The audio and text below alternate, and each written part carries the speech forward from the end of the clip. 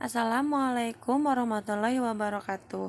Kembali lagi di pelajaran fisika. Nah, sekarang kita akan belajar tentang hukum Gauss. Nah, di sini kita lihat ada penjelasannya. Saya coba bacakan yang di dalam tanda petik. Jumlah seluruh garis medan listrik yang menembus suatu permukaan tertutup sebanding dengan jumlah muatan listrik yang dikelilingi oleh permukaan tertutup itu. Nah, kalian bisa lihat di sini gambar untuk menjelaskan hukum Gauss tersebut. Nah, di sini ada suatu rumus dari hukum Gauss, tapi tidak akan saya bahas. Cukup tahu saja kalau yang lambangnya seperti ini flux listrik, sana keterangannya, terus kuat medan listrik, luas permukaan, dan lain sebagainya. Nah, saya akan langsung membahas ke subbabnya, yaitu medan listrik pada konduktor dua keping sejajar. Nah, bisa dilihat seperti ini. Jadi, ketika ada dua keping sejajar yang memiliki panjang dan lebar tertentu, di situ pasti ada garis medan listrik. Nah, garis medan listriknya akan tegak lurus gitu. Jadi bisa dilihat kalau si garisnya lurus-lurus gitu. Nah, di sini kita bisa mencari rapat muatan keping. Rapat muatan keping itu lambangnya begini. Nah, gitu. Sama dengan Q per A. Q itu muatannya, A itu adalah luas permukaan. Jadi, kalau misalkan ada persegi panjang, maka kita mencarinya panjang dikali lebar. Nah, dari rumus ini kita bisa menurunkan rumus yang lain. Jadi, rapat muatan listrik ini bisa diganti dengan kuat medan listrik dikali dengan luas permukaan sama dengan Q per N0. Permitivitas udara ini nih. Nah, ini teh kayak tetapan gitu. Epsilon 0, kalau nggak salah dibacanya epsilon. Jadi ini kalaupun tidak diketahui di soal, seperti kemarin tetapan kolom yang kalian harus tahu nilainya berapa. Ini juga sama permitivitas udara ini kamu harus tahu kalau nilainya adalah 8,85 kali 10 pangkat min 12. Ini satuannya, kolom kuadrat per nm kuadrat. Nah, dari penurunan rumus ini kita dapat kalau E atau kuat medan listrik itu sama dengan rapat muatan keping per permitivitas udara. Ya, pokoknya lambangnya seperti ini. Nah, nanti yang kita akan pakai tergantung dari apa yang diketahuinya. Jadi bisa menggunakan rumus yang ini, mungkin juga bisa menggunakan rumus yang ini, mungkin juga bisa menggunakan rumus yang ini, mungkin juga bisa menggunakan rumus yang ini gitu. Jadi tergantung dari apa yang diketahui di soal. Nah, kita cek ke contoh soal. Ya, sampai sini. Sebuah konduktor dua keping sejajar yang setiap kepingnya berbentuk persegi panjang. Nah, ada panjangnya sama dengan 5 cm dan lebarnya 4 cm, diberi muatan listrik berlawanan jenis sebesar 1,77 mikrokolom. Ingat kalau muatan listrik itu lambangnya Q. Nah, yang ditanya adalah hitunglah rapat muatan masing-masing keping. Berarti kalau rapat muatan lambangnya yang gini. Oke, satunya lagi besar medan listrik dalam ruang di antara kedua keping. Berarti yang ini, besar medan listriknya. Gitu. Nanti kita coba. Saya coba tuliskan ulang, diketahui, ditanyakan, dan jawab. Nah, saya sudah tulis ulang. Jadi di sini ada panjangnya 5 cm, terus ada lebarnya 4 cm. Dari sini kamu pertama kali adalah harus mencari luas permukaan. Karena ini bentuknya adalah lambang luas permukaan itu A ya.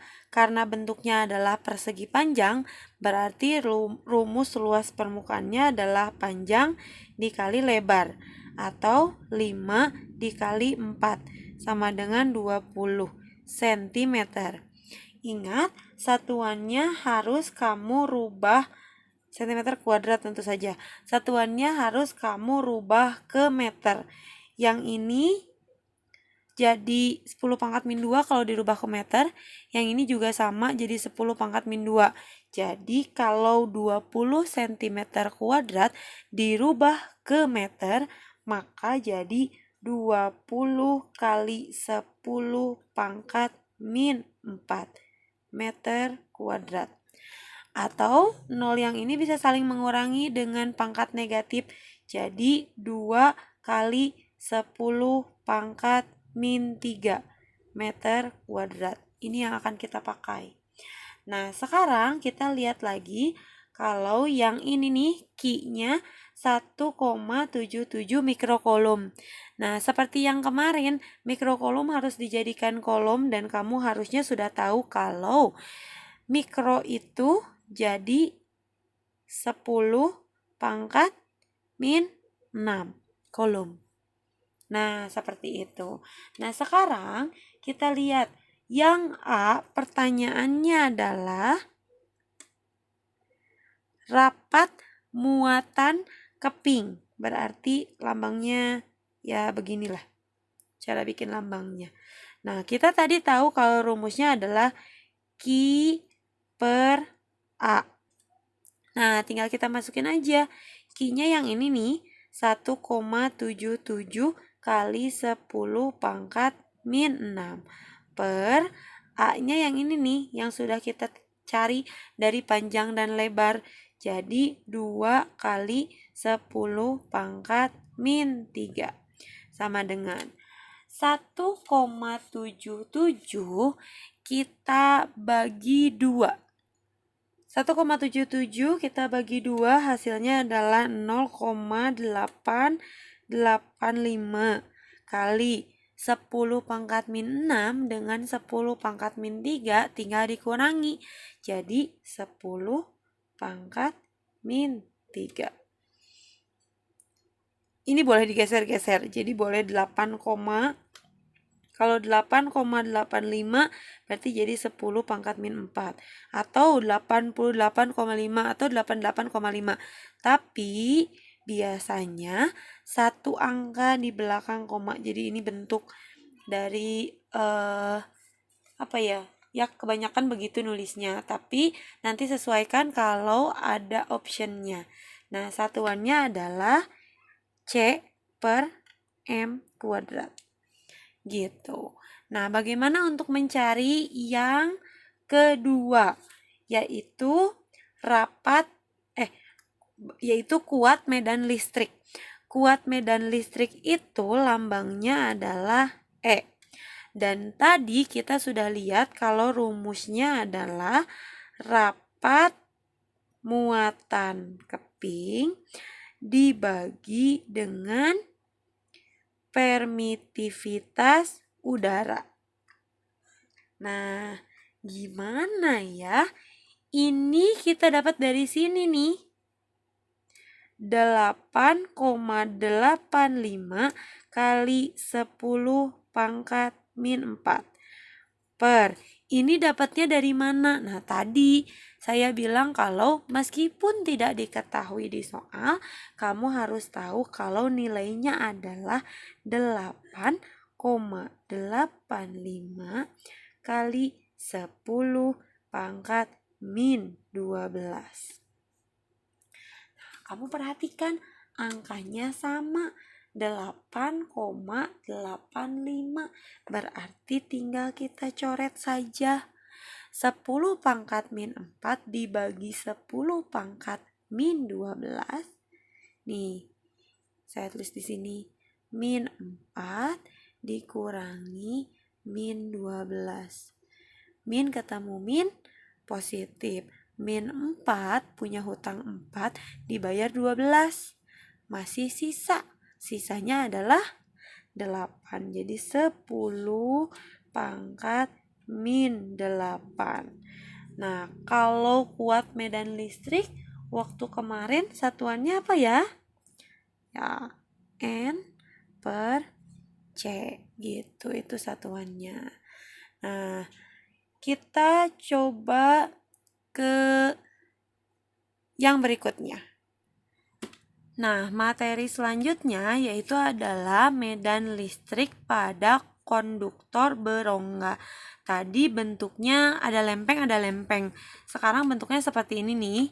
Jadi ada konduktor bola berongga.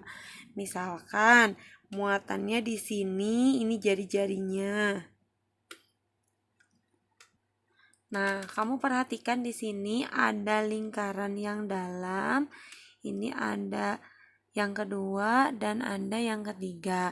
Di sini bisa dilihat besarnya kuat medan listrik memenuhi persamaan. Nah, di dalam bola dengan R kurang dari R.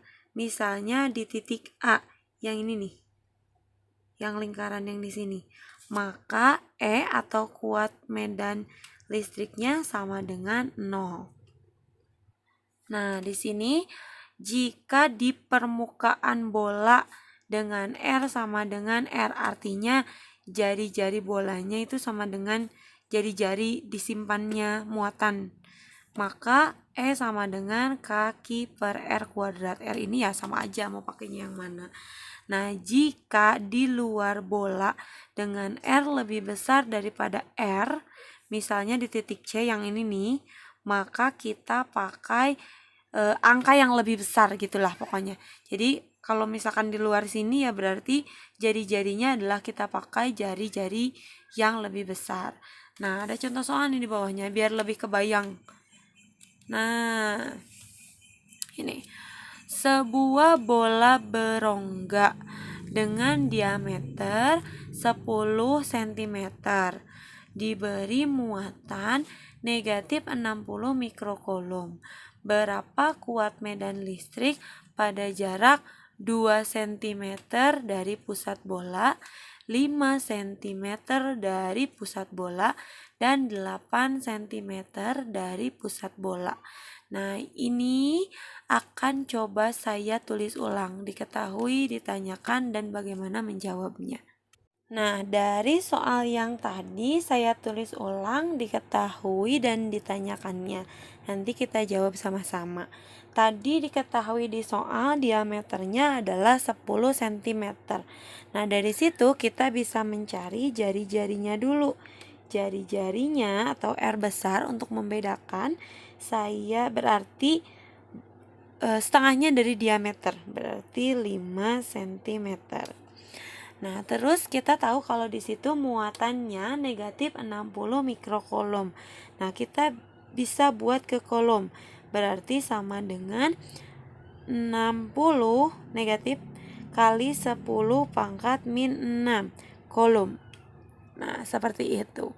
Nah, setelah itu kita lihat yang pertama adalah kuat medan listrik di R sama dengan 2, terus di R sama dengan 5, dan di R sama dengan 8. Nah, kita coba jawab yang A. Kamu perhatikan, R-nya sama dengan 2, sedangkan jari-jari jari-jari tabung berongganya 5 cm. Berarti R itu lebih kecil daripada R. Kita tadi melihat kalau ketentuannya jika tandanya lebih kecil. Nah, kalau lebih kecil maka E0-nya sama dengan 0. Oke, kita lanjutkan yang nomor 2. Di nomor yang B, R-nya sama dengan R besar sama dengan 5 cm. Kita rubah ke meter jadi 5 kali 10 pangkat min 2. Nah, kita masukin angkanya.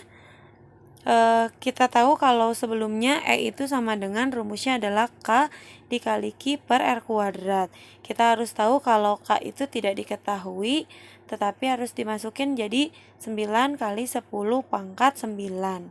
Nah, yang ini 60 dari atas, Q-nya 60 kali 10 pangkat min 6, dan R-nya 5 kali 10 pangkat min 2. Karena kuadrat saya tulis ulang. 60 bisa dicoret dengan 5, hasilnya 12. Setelah ini tidak ada yang bisa dicoret lagi, jadi kita kerjakan. 12 dikali 9 berapa ya? Ya, 108. Per, di bawahnya masih ada angka 5, kita tulis 5. Nah, perpangkatannya kita jumlahkan. Di atas ada 10 pangkat 9 dengan 10 pangkat min 6. Jumlahkan pangkatnya. 9 dikurangi 6, 3. Tuh, yang bawah 10 pangkat min 2 dengan 10 pangkat min 2 dijumlahkan. Jadi 10 pangkat min 4. Nah, setelah ini tinggal diselesaikan. Tinggal 108 dibagi 5. Hasilnya adalah 21,6. Yang ini 10 pangkat min 3 dengan 10 pangkat min 4 dikurangi 3 dikurangi min 4. Jadi 10 pangkat 7. Satuannya adalah N per C. Nah, sekarang kita coba yang C. Di sini R-nya 8, R besarnya 5, berarti R lebih besar daripada R. Nah, sama dengan berapa tuh? 8 cm. Kita rubah ke meter berarti jadi 8 kali 10 pangkat min 2 meter. Nah, dari sini kita cari E-nya lagi. E-nya sama seperti tadi, K kali Q per R kuadrat. R yang dipakai adalah R yang ini, R yang kecil. Nah, R kuadrat, R yang kecil. Kita masukin K-nya 9 kali 10 pangkat 9. Q-nya sama, 60 kali 10 pangkat min 6 per R-nya yang ini, 8 kali 10 pangkat min 2. Karena kuadrat saya tulis ulang. Nah, yang ini bisa kecoret nggak ya? Bisa diperkecil nggak ya? Kalau bingung ya nggak usah, tinggal langsung aja dikali. 9 kali 60. Berapa ya? 540 per 8 kali 8, 64. Yang atas 10 pangkat 9 dengan 10 pangkat min 6, jadi 10 pangkat 3. Yang bawah 10 pangkat min 2 dengan 10 pangkat min 2, 10 pangkat min 4. Setelah ini tinggal dibereskan. Berarti 540 dibagi 64. Hasilnya adalah 8,4375. Saya tulis semua aja. Nah, yang ini kayak tadi, pangkat 3 dengan pangkat min 4, hasilnya 10 pangkat 7. Satuannya N per C. Ya, mudah-mudahan video ini dapat membantu kamu dalam memahami materi dan dapat mengerjakan soal yang serupa. Terima kasih. Wassalamualaikum warahmatullahi wabarakatuh.